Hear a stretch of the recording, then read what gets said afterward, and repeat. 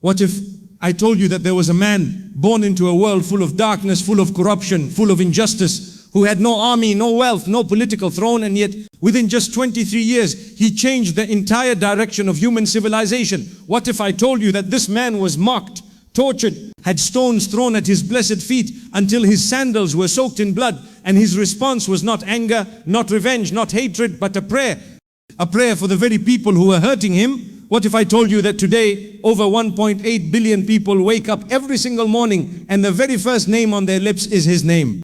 What if this man's story, his pain, his patience, his sacrifice has the answer to every struggle you are facing right now in your life? And what if you have never truly heard his full story? Stay with me, because what you are about to hear will not just give you knowledge, it will shake your soul, it will bring tears to your eyes, and it will change the way you see your own life forever. This is part 2 of the story of the greatest human being who ever walked this earth, Prophet Muhammad sallallahu alaihi wasallam. What if the most powerful story ever told was not in any best-selling novel, not in any Hollywood film, not on any viral social media channel, but in the life of one single man, a man whose name, when mentioned, over 1 billion hearts tremble with love? What if that story had the answer to your anxiety, your depression, your loneliness, your confusion, your pain? What if that story was unfolding right now, not just in history books, but inside your own heart, every single time you say his name? My beloved brothers and sisters, welcome back. Today we continue the extraordinary journey through the life of the man who was sent as a mercy, not just to Muslims, not just to Arabs, not just to one generation, but to all of mankind, to every living creature, to the entire universe itself. This is the story of Prophet Muhammad sallallahu subhanahu wa ta'ala. And I want you to understand something before we begin. I want you to understand that this is not just a history lesson. This is not just a religious lecture. This is a conversation between your heart and the greatest love story ever lived. The love between a prophet and his ummah, between Allah and his creation, and between a man who had nothing by worldly standards and yet possessed everything that truly mattered. Let me take you back to where we left off. The revelation had begun. The cave of Hira had witnessed something that no cave in the history of this world had ever witnessed before. The angel Jibril A.S. had come. The word Ikra had been spoken. And the Prophet subhanahu, trembling, his heart pounding, his body shaking, not because he was weak, but because he had just carried the weight of the most important message in human history. Now think about this for a moment. Think deeply. Here is a man who lived in one of the most corrupt societies on the face of this earth. A society where baby girls were buried alive. A society where the strong enslaved the weak. A society where idols made of stone were worshipped while the creator of the heavens and the earth was forgotten.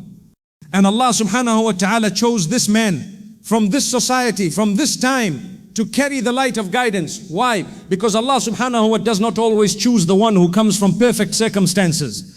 He chooses the one with a perfect heart.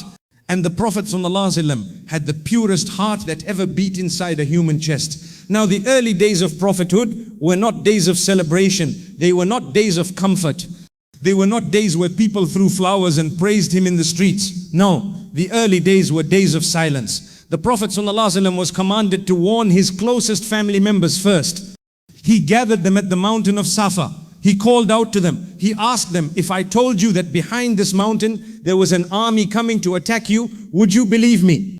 And they said, yes, because we have never heard you speak a single lie. And then he said, then I am warning you of a severe punishment that is coming. And Abu Lahab, his own uncle, stood up and said, may you perish. Is this why you gathered us here? And right then and there, Surah Al-Masad was revealed. A surah that called out a specific man by name. Think about that. Out of all the people who opposed the Prophet specifically named Abu Lahab and his wife in the Quran, a book that will be recited until the day of judgment. That is the consequence of standing against truth. But here is what I want you to take from this moment. The Prophet was rejected by his own family. His own uncle mocked him. His own community laughed at him. And yet he did not stop. He did not sit down. He did not say, maybe I was wrong. He did not compromise the message to make people feel comfortable. Because when you are carrying the truth does not negotiate. And this is where the persecution began in full force. The Quraysh tried everything. They tried mockery. They called him a magician, a madman, a poet, a liar. They called him everything except what he actually was, the messenger of Allah. Because they knew, deep in their hearts they knew, they had lived with him for 40 years. They had witnessed his character. They had never seen him lie. They had never seen him cheat. They had never seen him hurt anyone unjustly. They called him Al-Amin, the trustworthy one, long before revelation came. But power is a dangerous thing. And the message of Islam threatened their power. It threatened their wealth. It threatened their status. And so they chose to fight it. They started with the weak, the ones who had no tribe to protect them. Bilal ibn Rabah, an Abyssinian slave, a man with no power, no status, no protection in the eyes of the world. They dragged him out into the burning desert of Makkah. They placed a massive boulder on his chest under the scorching heat of the Arabian sun. And they told him, denounce Muhammad. Say you don't believe. And what did Bilal Ra say? Ahad. Ahad. One. Referring to Allah being one over and over again. Through the pain, through the burning sand on his back, through the crushing weight of the boulder on his chest. He said, Ahad. Ahad. My brothers and sisters, do you understand what kind of faith this was? This was not a man who had memorized thousands of hadith. This was not a man who had studied in the greatest Islamic universities. This was a man who had simply heard the truth, and the truth had entered his heart so deeply that no amount of torture could remove it. And this is the lesson for every single one of us today. When the truth enters your heart, really enters it, nothing in this world can take it away from you. Then came the year of sorrow. Khadija Ra, the woman who had been the prophets of Allah subhanahu wa ta'ala, taken. And shortly after, Abu Talib, his uncle who had protected him, he too passed away. The prophets of Allah subhanahu wa ta'ala without his two greatest protectors. And the Quraysh saw their opportunity. They intensified their persecution. And the Prophet sallallahu alaihi wasallam made a journey to Taif, a neighboring city, hoping that they would accept Islam. What happened in Taif was one of the most heartbreaking moments in the entire Seerah. The people of Taif rejected him. They mocked him. They sent their children and their slaves into the streets to throw stones at him. They pelted him until his blessed feet were bleeding, until his sandals were soaked in his own blood. He was chased out of the city. He was humiliated. He was alone.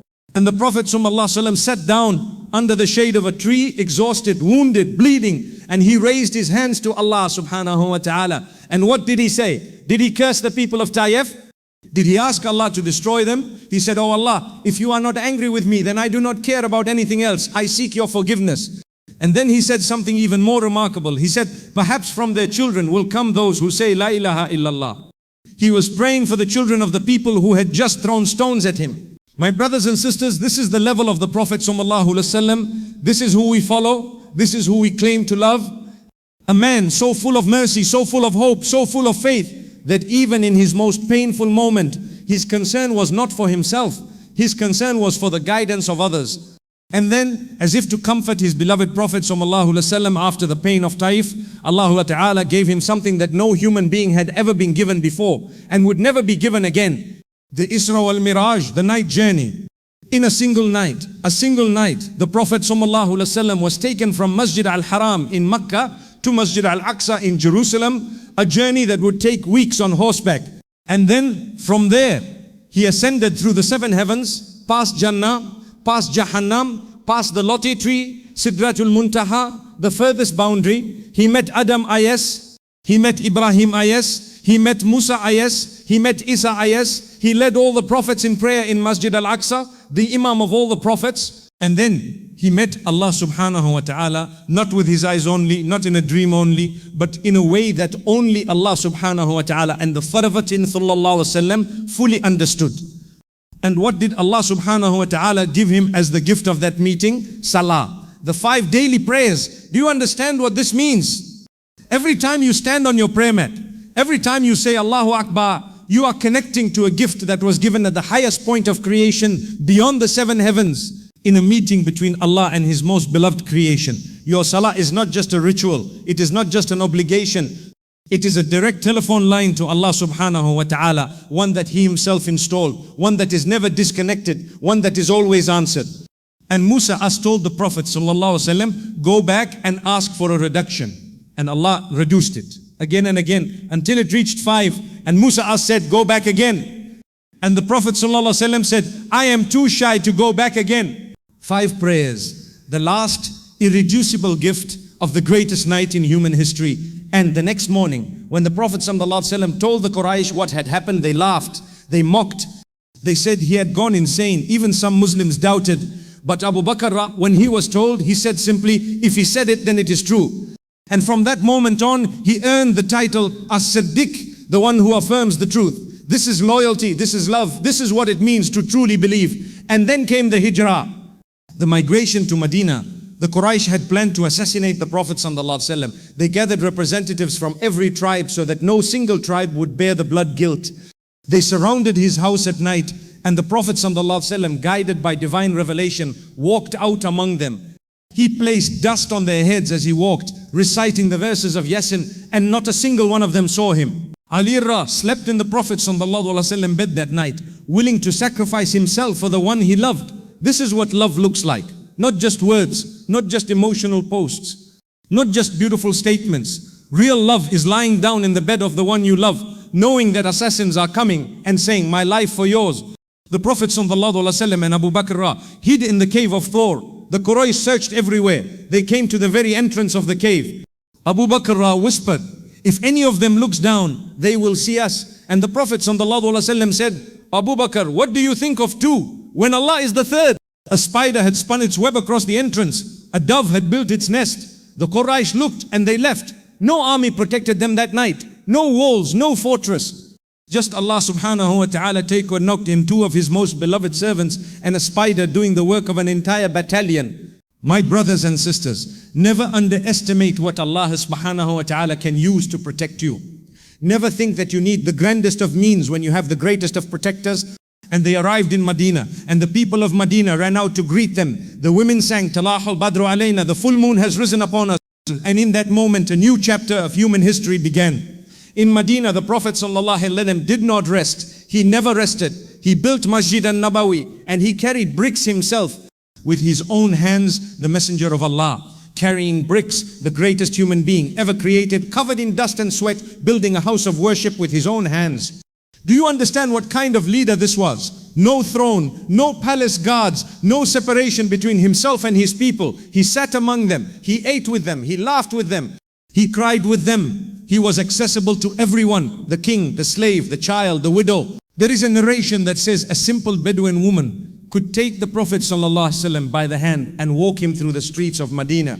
And he would go without hesitation, without impatience, giving her his full attention and his full time. This is the leader, this is the man, this is the Prophet ﷺ. He created the brotherhood, the mu'akat between the Ansar, the helpers of Medina, and the Muhajirin, the migrants from Makkah. He paired them together, and the Ansar offered to divide everything they owned, their homes, their wealth, their land, equally with their brothers, equally, not charity, brotherhood. When has the world ever seen an economic model based on genuine brotherhood rather than exploitation? The Prophet ﷺ created it in Medina 1400 years ago. And the battles came. Badr, Uhud, Khandak, each one teaching a different lesson. Badr, that 313 can defeat 1000 when Allah is with them. Uhud, that disobedience has consequences even for the best of believers. Khandak, that when the enemy comes from every direction, you dig, you strategize, you do not give up. And through every battle, every treaty, every moment of hardship and victory, the character of the Prophet ﷺ remained constant. He never changed. He was the same man in victory as he was in defeat. He was the same man in the palace as he was in the cave. He was the same man when thousands followed him as he was when he stood alone in Taif with bleeding feet.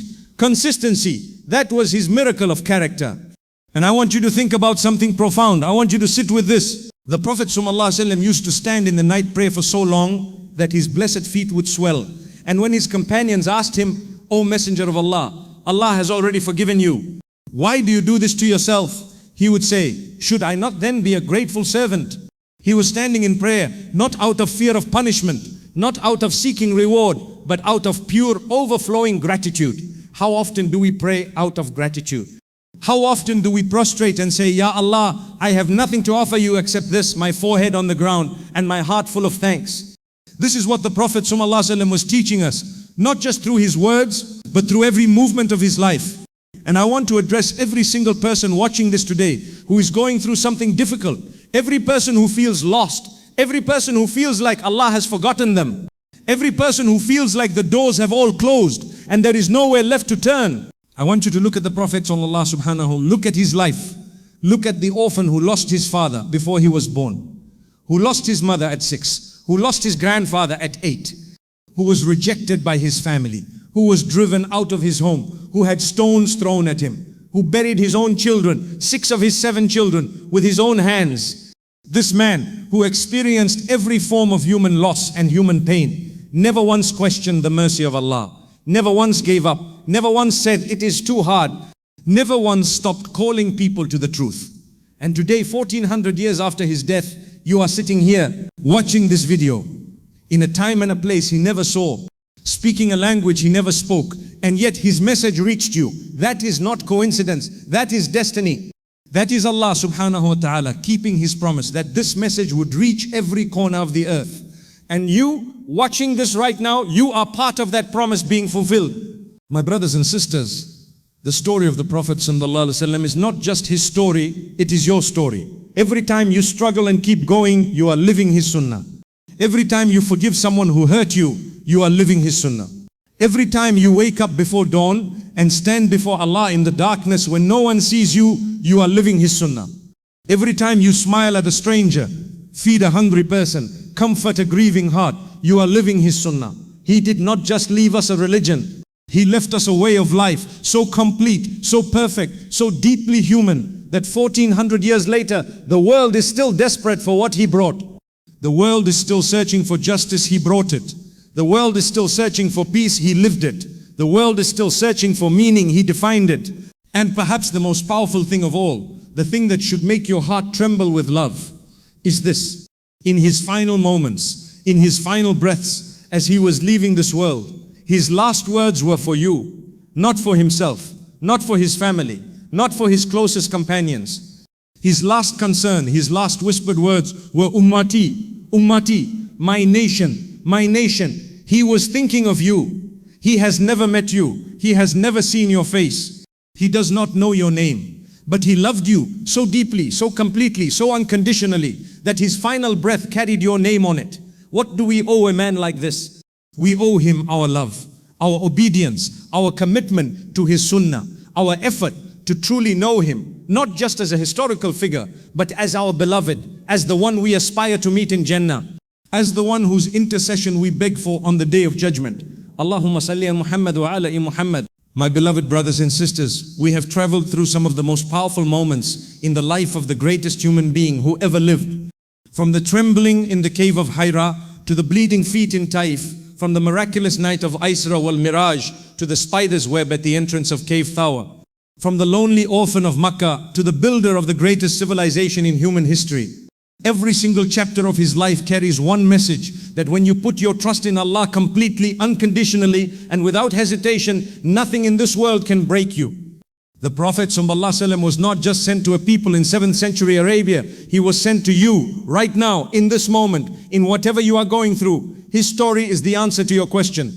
His patience is the cure for your anxiety. His love for you is the warmth that your heart has been searching for. Learn him, love him, live his sunnah, and make a promise to yourself today that you will not let his sacrifice be unknown to you, that you will not let his story collect dust in the back of your memory, that every single day you will send salawat upon him because he is thinking of his ummah, and the least we can do is remember him. May Allah subhanahu wa ta'ala make us from those who truly love the Prophet sallallahu with the love that he deserves. May Allah subhanahu wa ta'ala unite us with him in Jannah. May Allah subhanahu wa ta'ala make our hearts firm on this beautiful deen. And may Allah subhanahu wa ta'ala grant us the honor of drinking from his blessed hands at the Hawd, the fountain of Kauthar, on the day when we need that drink more than anything else in the world. Ameen. Ameen. Ameen.